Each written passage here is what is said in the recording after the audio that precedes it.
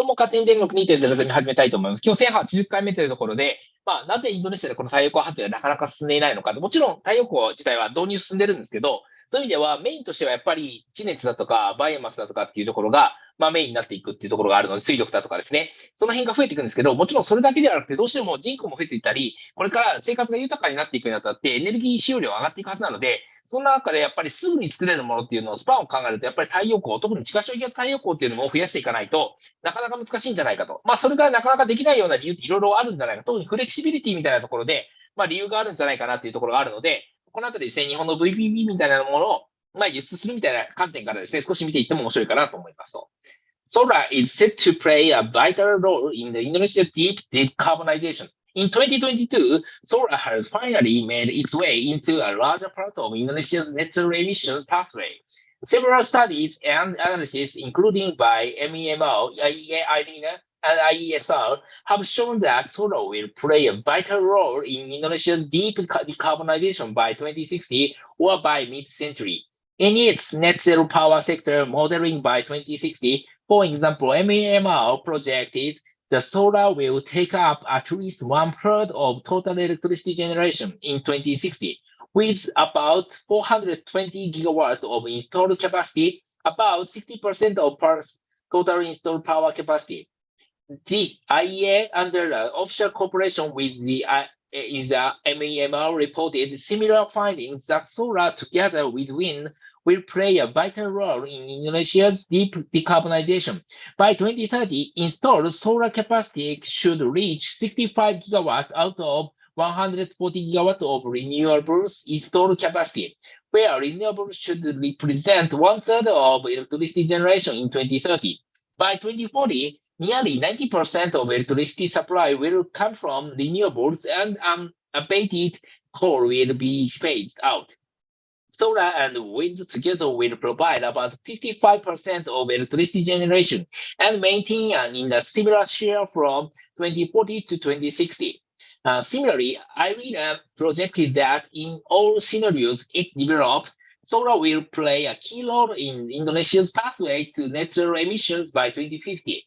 In its 1.5 cesium aligned scenario, installed solar capacity will reach 800 to 840 gigawatts by 2050, representing about 79 to 84% of total installed capacity in the same year. Last year, ISR, Agora, Energy, Wende, and Root University also explored an accelerated 1.5 aligned scenario for Indonesia, in which solar is projected to make up 88% of solar electricity generation and 1,500 gigawatts of installed solar capacity by 2050. Despite its increased importance in net zero energy sector modeling, Indonesia's solar development remains minuscule. By Q3 2022, Indonesia's solar development has only reached 0.2 gigawatts, めちゃくちゃ少ないですね, with electricity generation share of less than 1%. For power system planning perspective, PNN did plan to add 4.68 gigawatts of solar by 2030 in LPTL 2021.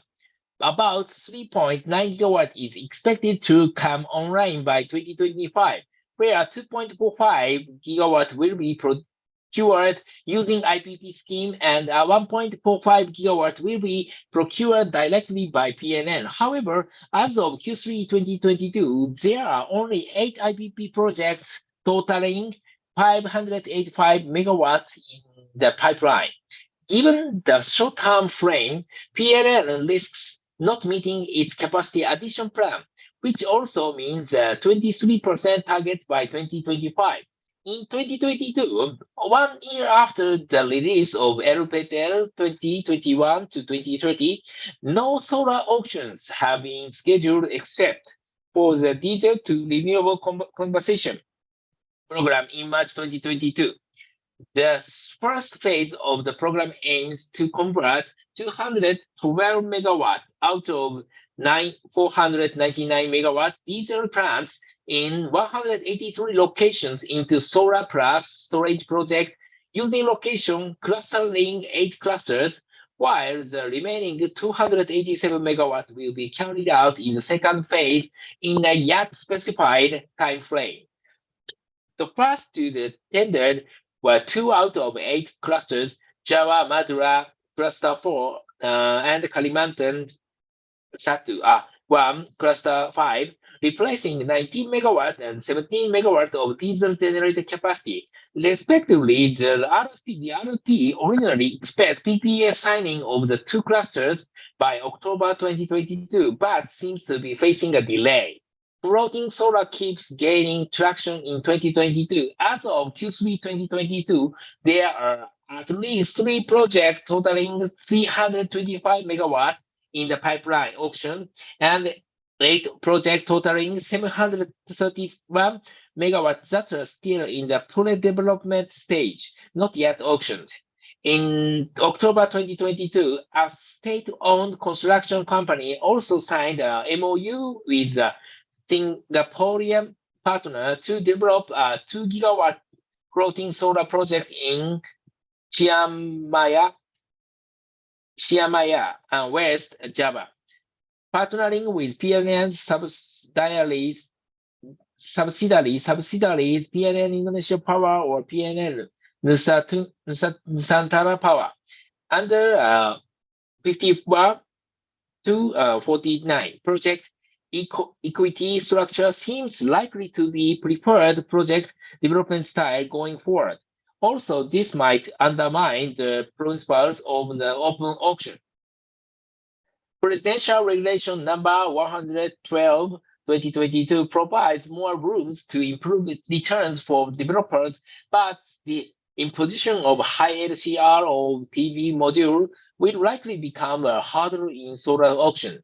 While the much anticipated presidential regulation is expected to provide more room to improve returns for developers, the imposition of high local content requirements on PV module, suppose 60% starting in January 2019, will likely still become a major hurdle in solar auctions. This is because the so-called TKDN PV modules are not only subpar in terms of electricity quality, but also higher in price compared to Tier 1 PV modules, resulting in the lower expected rate of return and lowering the developer's ability to bid competitively.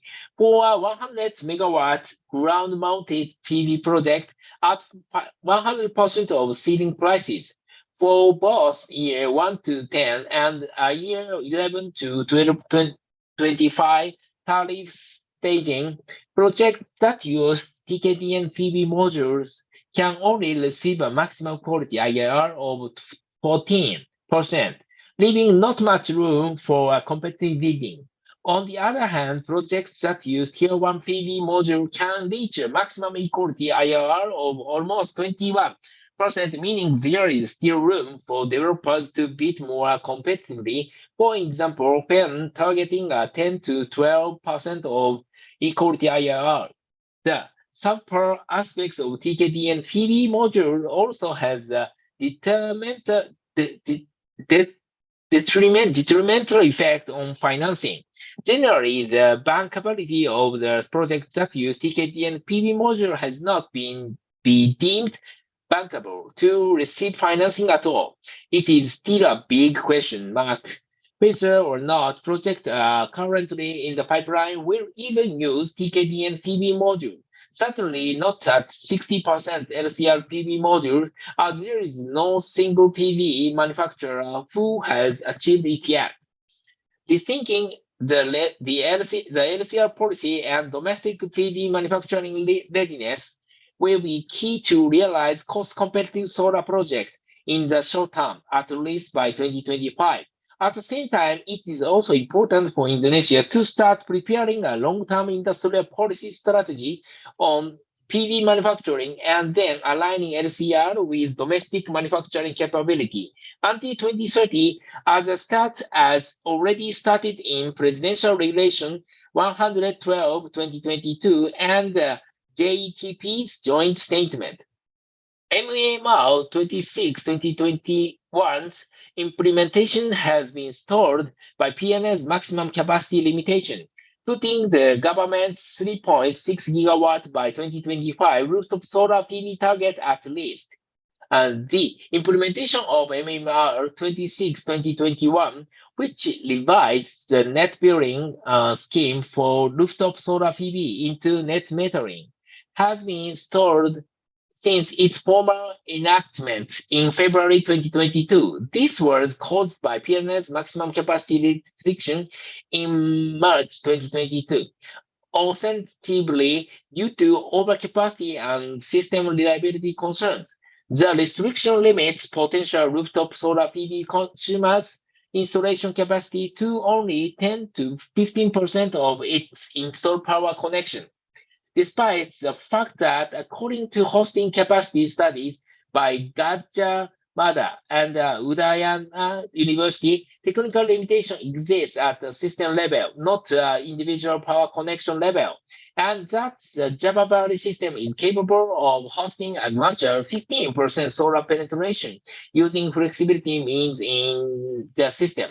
The restriction affects different segments differently as they are playing under different economics and business models. The C&I sector, for example, might still be able to find a good business cause under the 10 to 15% maximum capacity limitation. Also, it may not be most optimal in construct for residential sector under the limitation, assuming a typical 2200 VA installed power connection, households can only install a single panel, 300 to 400 watt, which is not optimal for cost savings and the return on investment. This is quite unfortunate since the residential sector is the largest driver for rooftop solar PV use growth. The maximum capacity limitation has also hindered the effectiveness of the one-year Sustainable Energy Fund (SEF) grant that provides incentives for rooftop solar PV users using a voucher cashback. Altogether, the limitation puts the government's 3.6 gigawatt by 2025 rooftop solar PV PSN target at risk. As of November 1st, 2022, MEMR and PNN are said to be finalizing the technical instruction of MEMR 26-2021 to determine the capacity limitation that will be formalized into ministerial decision by the end of 2022. According to EBTKE, the maximum capacity limitation will be based on the potential rooftop solar PV users' minimum load to avoid solar electricity excess export to the grid, to avoid accelerating to the overcapacity issues. Flexibility requirements of the future power grid should be addressed against the forthcoming integration of variable renewable energies, VREs. The future power grid should be flexible system capable of accommodating supplies from various generators, especially VREs, while being more reliable and cost-effective to maintain system balance. Since naturally, intermittent solar PV and wind are expected to contribute around 55% of electricity generation by 2040, and their installed capacity will further increase until 2060. They will be the main drivers in shaping grid conditions in Indonesia. Grid development plans, therefore, must begin to address the foreseen impact of renewables intermittency and identify appropriate solutions to ensure the existing system has enough flexibility to take high VRE penetration. Solar PV and wind intermittency exist over multiple time frames, but with different characteristics.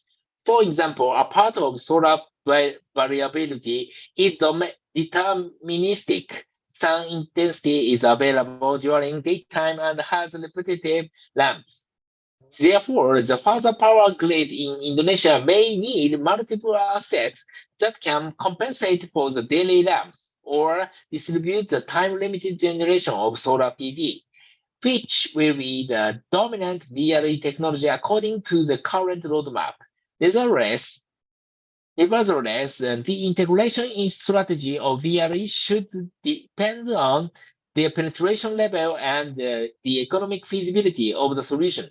Among various proposed solutions, enablers to enhance the power grid flexibility are generally listed as flexibility in grid operation, supply and demand side management, interconnection, transmission and distribution assets, and energy storage. In practice, the implementation of one enabler might be prioritized over the other, largely due to the amount of investment needed.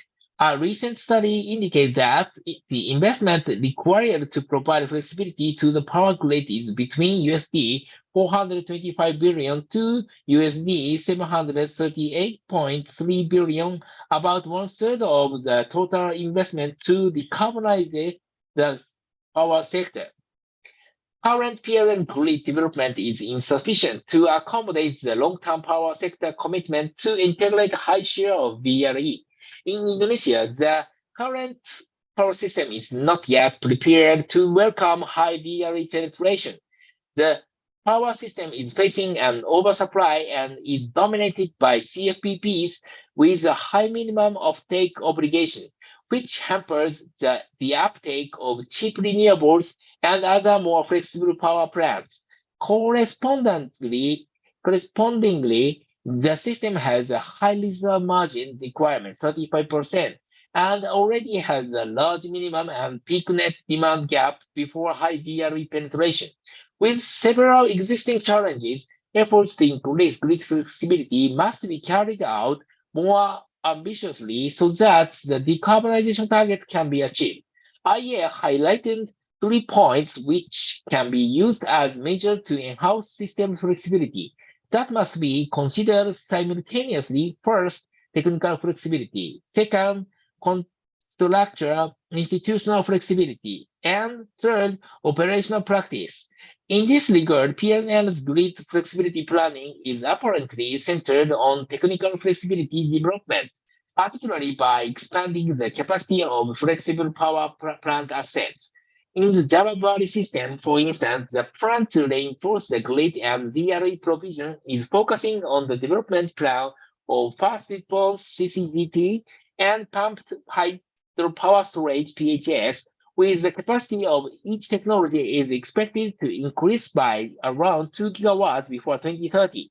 Apart from CCGT and PHS, there are also agendas for BESS adoption and interconnection expansion that are still in the early stages of planning. Besides adding new power plants, several other untapped flexibility resources should be considered, including the existing CFPP that can be transferred to operate flexibility and substitute the need for new gas turbines. Also, gas turbine indeed could provide more flexibility, unlike PHS. Its high share in the electricity mix could burden future operational costs, given the gas price volatility and projection that Indonesia will become a net gas importer in 2030 due to the decline in domestic production. It will reflect the present reliance on oil imports to operate diesel generators. Harnessing potential flexibility resources and improving system operation can be initial effort to provide VRE to the grid. The cost of VRE integration can be higher than the cost of its technology. At the current penetration level of less than 1% VRE in the power generation mix, the intermittency will have no relevant impact on the power system. Typically must be at least 3% to become noticeable. Thus, less capital-intensive flexibility resources, namely contractual flexibility and system operational practices, could be prioritized. These two resources are correlated as additions to unlock the room for renewable in the generation mix. The availability of the area would allow effective utilization, dispatch of existing generation fleets. The existing rigid minimum thermal power plants offtake PPA and fuel supply contracts in Indonesia are huge constraints to realize the flexible grid. Meanwhile, enhanced contractual flexibility is estimated to save 5% of annual operational costs worth USD 0.8 billion in 2030. Since a direct approach to revising PPA with IPP may face legal complexities, the effort to enforce flexibility of existing assets should start with PNL's generation fleets. In this case, it would require the current grid code to be updated, for example, by specifying the required flexible generation criteria. Example, minimum load, ramp, state, and startup times. In addition to the grid code, real-time monitoring and forecasting infrastructure must be established to improve operational flexibility and enable optional governance of systems that have surging VREs, minimizing power system imbalance. To date, intraday VRE forecasting with up to a few minutes ahead is not yet available in Indonesia. Also, PNL recently suggested that it is already in the planning. Establishing the system operation infrastructure may require stakeholders, policymakers, PNL, IPP, and research institutions in Indonesia to participate collectively. Also, the VRE penetration remains at low level. The pathway to NZE fit needs more than 20 gigawatt instead of PNL's planned 4.7 gigawatt solar capacity by 2030. Will require a higher pace of grid enhancement. Indonesia has a unique opportunity to prepare a regulatory framework and develop pilot projects for grid expansion, flexibility enablers in a system that reached the second phase earlier. The odds would help stakeholders to find the local best practice to be adopted in the bigger system. Existing thermal power plants could contribute to enhance grid flexibility and increase VRE shares in Indonesia's power system. Future planning should include strategies to enable power system flexibility as VRE penetration level increase. Technically, supply-side flexibilization using the existing generation fleet in the power system can be considered. Hydro diesel engine and gas turbine-based power plants have already been designed with high ramp rate and quick startup time. 2 out of 3 yardsticks of flexible power plants, with the other having a lower minimum operational load. To date, Indonesia has about 27 gigawatts of hydro diesel engine and gas turbine-based power plants installed nationally, with more than 13.2 gigawatts were installed in the Java Valley system. According to PNN's latest area PTL, the system will be adding 4 gigawatts of these power plants. Going forward, relying solely on these power plants may not be sufficient. Consisting additional source of flexibility from other forms of generation to maintain further supply-demand balance. Despite being a baseload generator, some coal-fired power plants (CFPP) units could actually be considered for flexible operation. ERIA, in its latest report, projected a surge in Indonesia Future Grid Fluctuation Index (GFI) post 2035, thus suggested the flexibilization with the CFPPs to be the major option accordingly. Indeed, there are limitations, which could be overcome through a certain retrofit and or change in the operational procedure. PNN has proposed a conversion of its several CFPP units in the Java Valley system into flexible generators, targeting 20% of minimum operating level and 5% mean ramp rates. In total, these power plants would give an additional 4 gigawatts, hence making the flexible generator potential capacity in the Java Valley system to be around 21.12 gigawatts.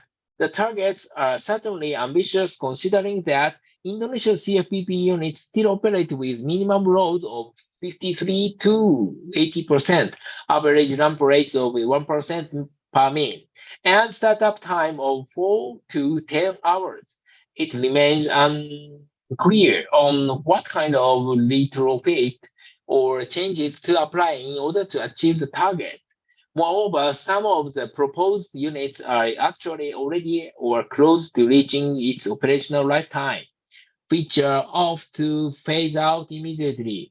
Suraya Unit 1 to 4 and Python Unit 1. In one of its research, ISDR even listed these units as growing high.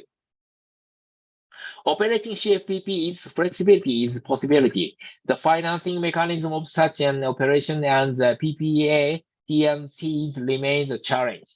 There are a number of practices exemplifying by countries such as Germany to enhance CFPP's flexibility. Ways where power plants was retrofitted with gas turbine units repowering, resulting in its increased ramp rates from 6 megawatt per min to 10 megawatt per min. In another plant, Bexpatch saw a 64 reduction in its minimum load down to 12.5% simply by operating a single mill burner without the support of oil firing. IESR suggested a few recommendations to unlock CFPP's flexibility. On the plant level, young power plants 5 years or lower are more likely to perform better, particularly in terms of emissions, solely due to their prime conditions.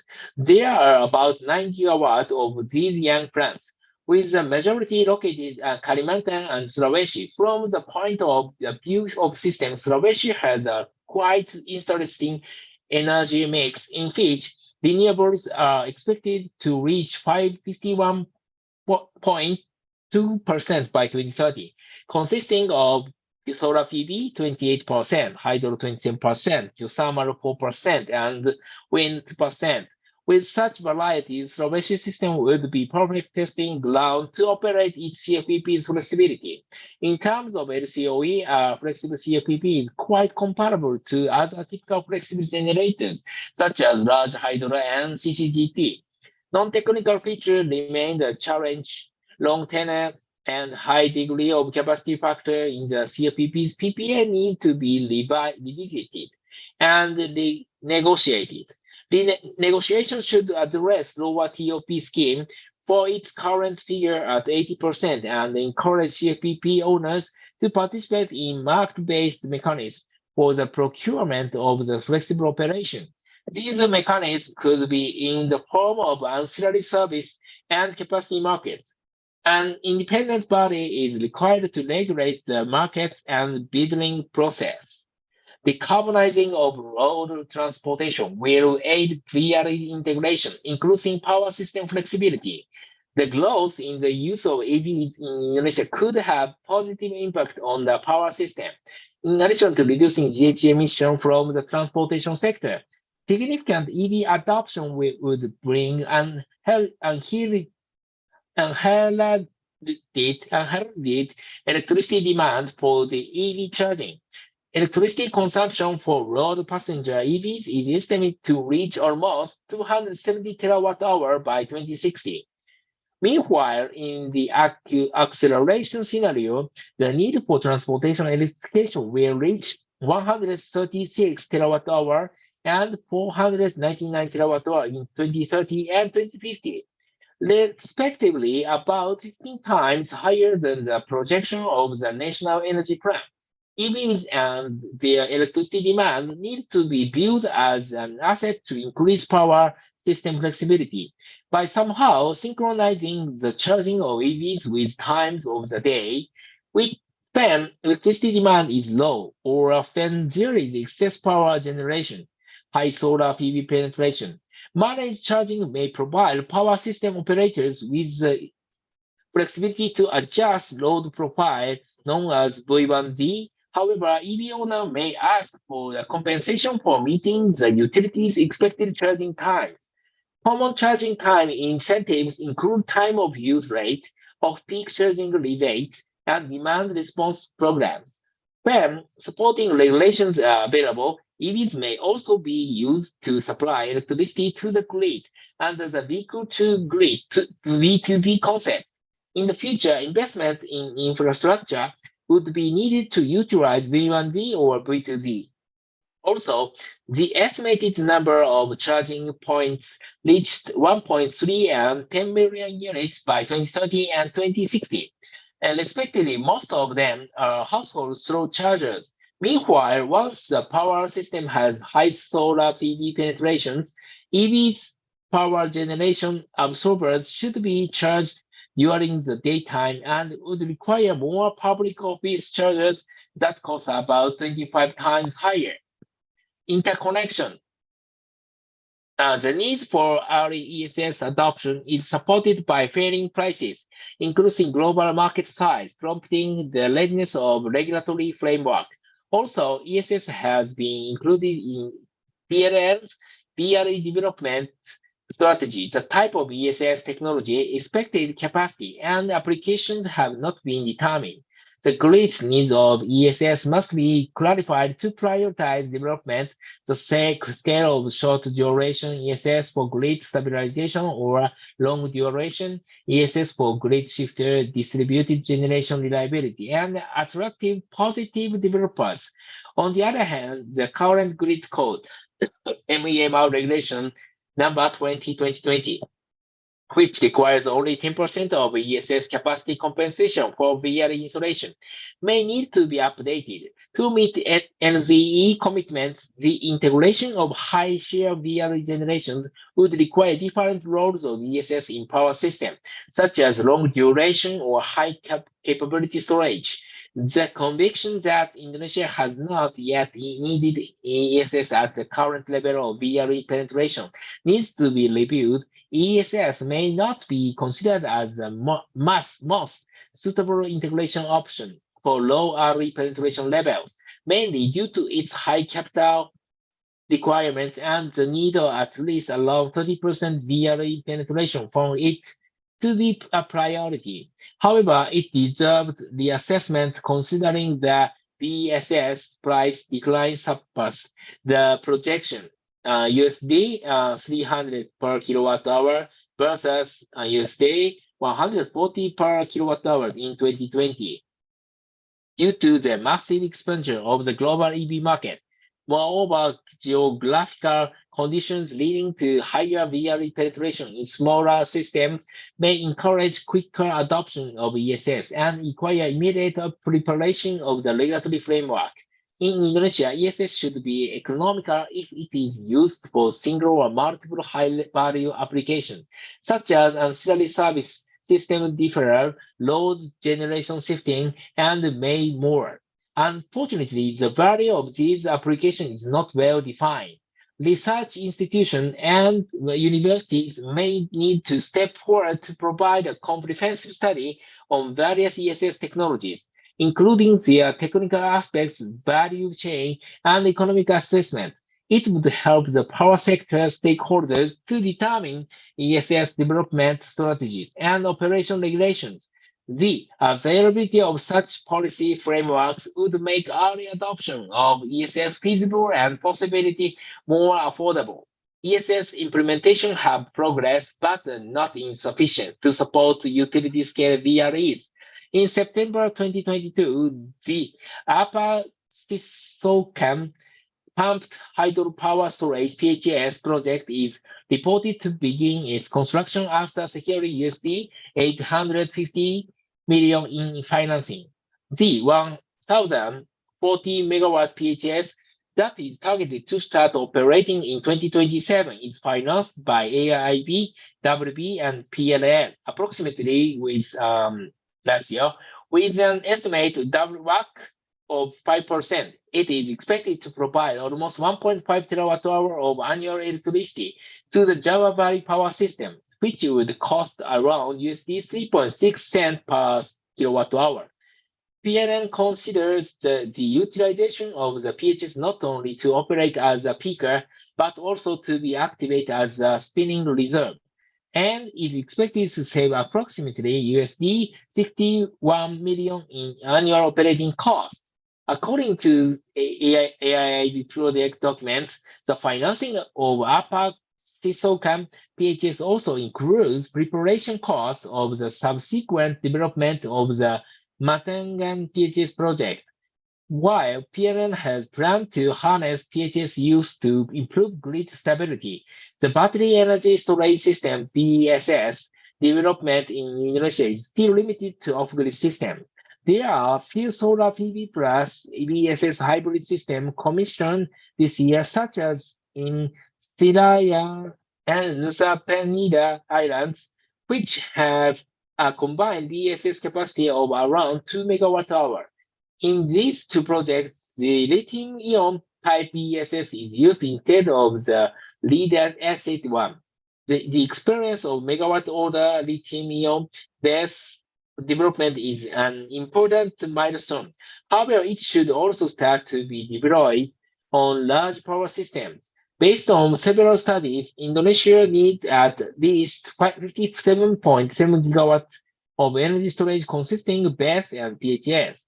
The utilization of BESS is expected to be much higher due to geographical and resource availability constraints of PHS.